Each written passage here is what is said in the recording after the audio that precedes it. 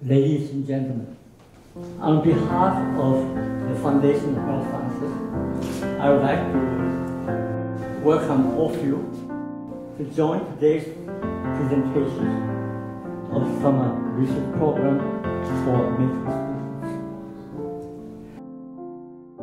With the ability to conduct research which you may learn from this program, and thus whatever you have accomplished at the end is definite, will go a long way, and your step will contribute to the better knowledge of medicine. And this is the most important goal and spirit of this program. Thank you very much. We start session 1. I'd like to introduce the first speaker, Xiang Wang. He's from Taipei Medical University, advisor. Xiaojing Zhong. He's going to talk about the exploring role of different bacterial phenotypes in various factors of Streptococcus mutans. Please.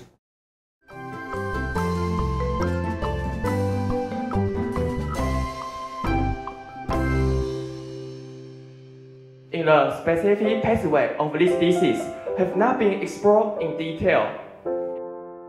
For this adhesion factor, they can eventually interact with host cells. We can know that strains with darker color have stronger ability to produce insertion random clones. The gene responsible for regulating bacterial pigment will be further identified by selecting the insertion mutant clones that lost bacterial pigment. How common are the strains of Streptococcus mutans clinically associated with infective endocarditis? And the second question, is the pigmentation of bacteria a constant phenotype of a bacteria? Infective endocarditis usually arises from some host factors such as plasma protein or platelets or neutrophil extracellular network.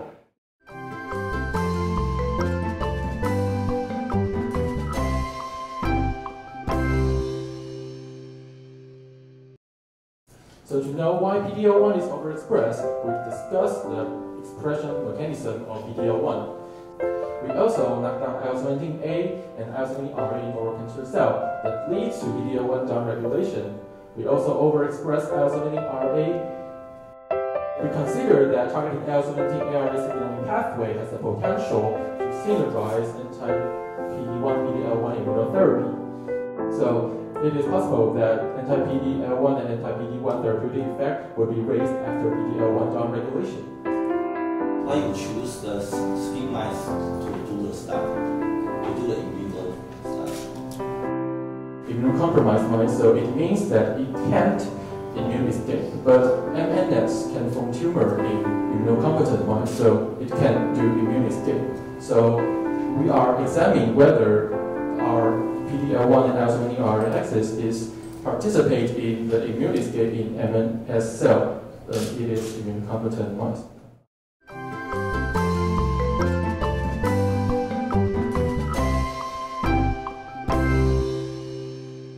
The mitochondrial calcium handling plays a crucial role in the breast cancer's development and progression. So my research will focus on the clinical value of the underlying mechanism, its immune environment, and the precision medicine. The part that below the median value is the low MCU expression, and the part that above the median value is the high MCU expression. But luckily we found a drug, docetaxel, that may be a potential drug that can be used in the patients with higher MCU expression. And my question is that within the cancer environment, what is the role of mitochondria in the cancer treatment and also the prognosis of cancer? What is your speculation? This stage, it shows that it will make our body cell have the lower infiltration of some cells that will attack tumor cells, and it will promote some cells that can promote the tumor. So I think the MCU in the tumor cell will suppress our immune system.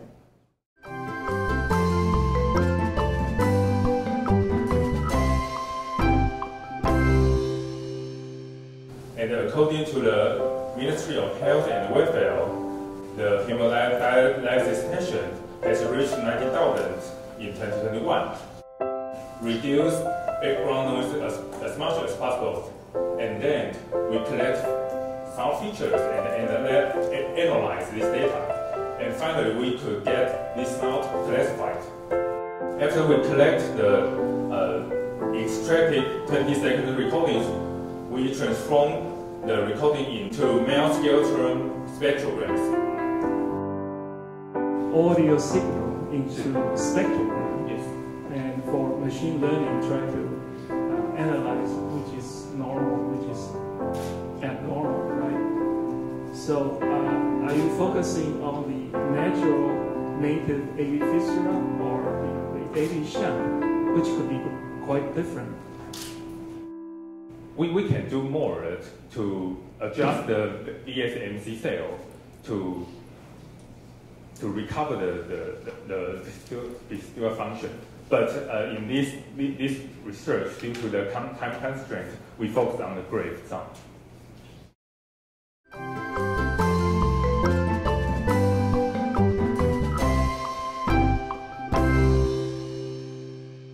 Based on the location of skin changes and the gene mutation identified, histologically you can see loss of type 7 collagen resulting in blister formation at the dermal-epidermal junction.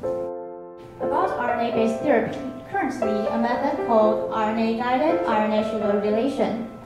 When the uridine in the PTC is converted into a pseudouridine. Furthermore, we want to test it in the 3D skin organoids and animal models. Both have been established in our lab. Or the read-through of PCT, the strategy you are using is to increase the guide RNA level, right? Have you considered a redesigned guide RNA? Maybe if you have a better type of guide RNA, you can do it without increasing. About the modification of guide RNA, actually we will try to do more research about this. However, due to a time limit. The first one is Chen Weiru, and she's fourth grade medical student. The advisor is Zhang Zifeng. The research topics is capillary-associated microglia mediated CKD-induced neurovascular dysfunction.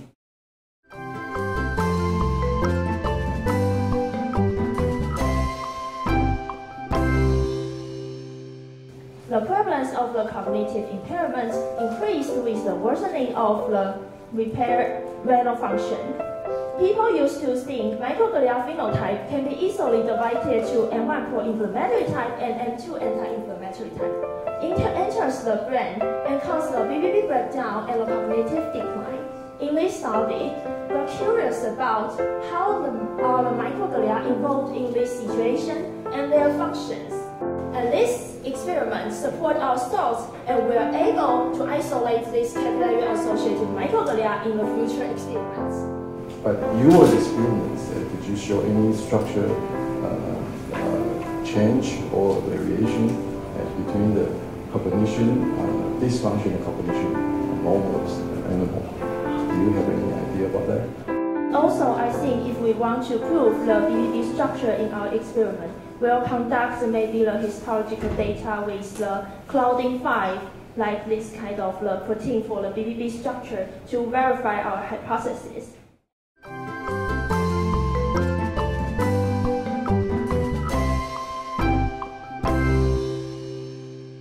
It is involved in the differentiation of T cell, B cell, and also production of antibodies. And the expanded lymphocytes were extracted for immunostaining and cell photometry. However, in follicular regulatory T cell, the frequency of it The green signal on the diagram here show IgG deposition. There is decrease in autoantibodies in non-treated mice, but in PPS mice, the level of autoantibody remain the same or even increased. You use the glutamine as a one control study. Did you have any background to prove your concept why you use the glutamine as a control? In ordinary cases, it's not needed from our daily diet. However, in the face of acute inflammation, immune cells maybe the demand of glutamine increase, so they need more glutamine, and glutamine become essential to immune cells.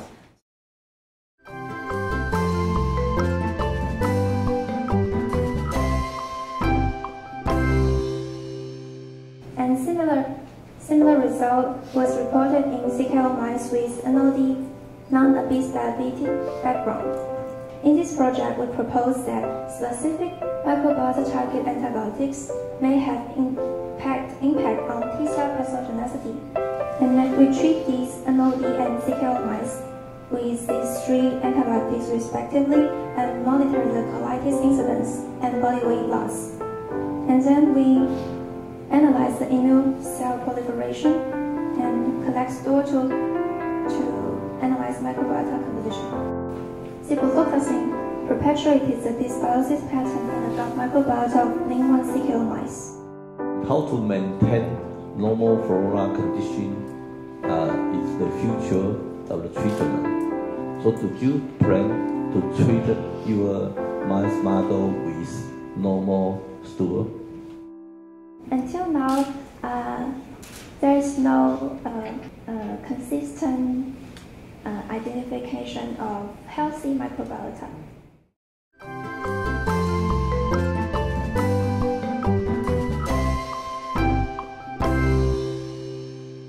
Today, people use HiPEC to treat the peritoneous metastasis. Since the STING agonist has been discovered, it often combined with the biomaterial and nanotechnology to do the immunotherapy. We control the size of CASA particle may be larger than 0.1 micron, which makes the cells only can use phagocytose to uptake the particles. The size of smaller one is around 200 nanometer, and the larger one is around 2 micron. As you can see, the CASA now has the best curative effects and the highest survival rate. I wonder, have you checked the stability of this particle over time? Over time, you say? So how stable is the size? Will it decompose because you have carbonate there? After we do the synthesis, we test it for the days and do the FTIR. So to make a drug, is it easy to, since the shelf life is 12 days, so I assume you have to prepare the drug fresh. But we will try it to freezen that, make it be the powder, maybe it can store it in much long time.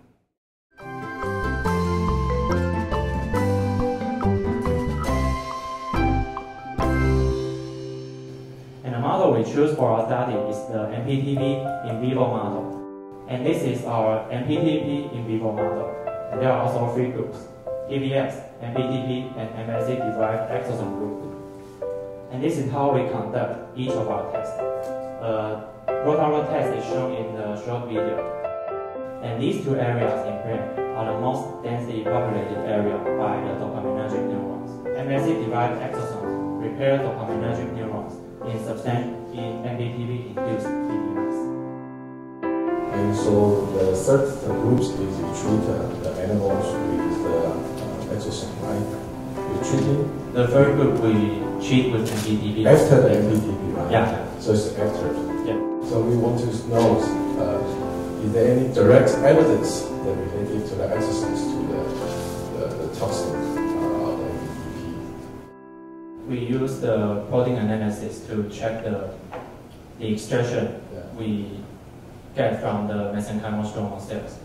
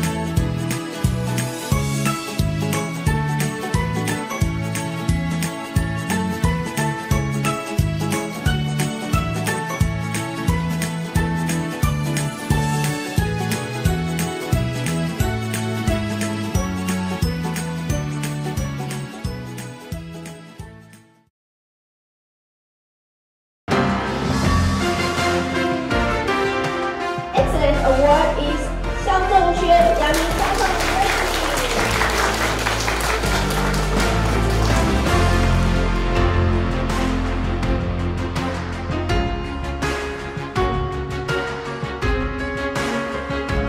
Announce the winner of the outstanding award is 郑乃华。